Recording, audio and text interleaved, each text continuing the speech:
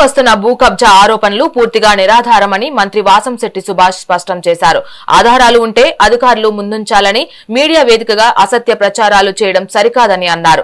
గతంలో రంగబాబు ఇచ్చిన ఫిర్యాదు ఆధారంగానే జోగి రమేష్ పై కేసు నమోదైందన్నారు. సర్వే నెంబర్లు, రెవెన్యూ రికార్డుల ద్వారా నిజాలు తేలాల్సి ఉందన్నారు. ప్రజల్లో తనకున్న నమ్మకాన్ని, వ్యక్తిత్వాన్ని దెబ్బతీసేందుకే రాజకీయ ప్రత్యర్థులు ఇటువంటి దుష్ప్రచారాలు చేస్తున్నారని మండిపడ్డారు.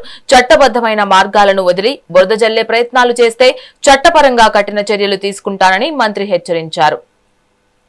అభియోగాలు చేస్తూ ఆయన భూమి మీద నేను కబ్జా చేసినట్టు, రికార్డ్స్ మార్చినట్టు, అడంగలు మార్చినట్టు చూపిస్తా ఉన్నాడు. ఆయన చూపించేదల్లా ఆయన డాక్యుమెంట్స్ ఆయన చూపిస్తున్నాడు. కాబట్టి ఇది ఆ రంగబాబు అనే వ్యక్తి 2025 17 7వ నెలలో నాకు ఇచ్చిన కంప్లైంట్.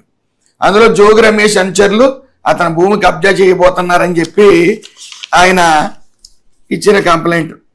తర్వాత అదే రోజున పార్టీ గ్రీవెన్స్ విజయవాడలో సబ్ రిజిస్టర్ గారికి ఫోన్ చేసినప్పుడు ఆ రికార్డ్ అంతా క్లియర్గా ఉంది.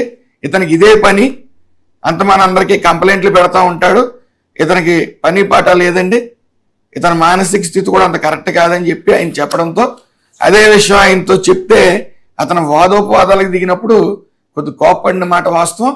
అప్పటి నుంచి కూడా ఇతను ఏదో ఎలిగేషన్స్ చేస్తానే ఉన్నాడు. అదేవిధంగా ఈయనకి జోగి రమేష్తో పాటు ముషేన్ రాజు శాసనమండలి చైర్మన్ గారి మీద కూడా అప్పట్లో ఆయన మీద ధర్నా చేసిన ఆయన ఇతను భూమి కబ్జా చేస్తున్నట్టు ధర్నా చేయడం కూడా చేసింది. దాని నిమిత్తం ముషేన్ రాజు గారు ఒక కంప్లైంట్ 6/6/2026న కంప్లైంట్ ఒకటి రిజిస్టర్ చేయడం జరిగింది. దాని నిమిత్తం ఎఫ్ఐఆర్ కూడా చేయడం జరిగింది. అవసరం లేని అభియోగాలు చేస్తూ